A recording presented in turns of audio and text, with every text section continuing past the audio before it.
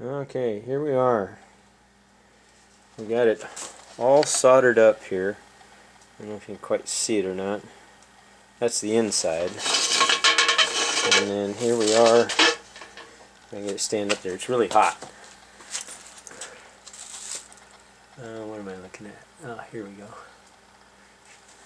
What you see there is mainly flux on the outside, but there's the 1, 2, 3, 4, 5 rivets all soldered up.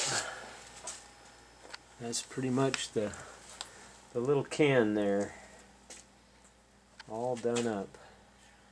Like I say, it's very hot right at the moment. Gotta wear a big glove. There we go.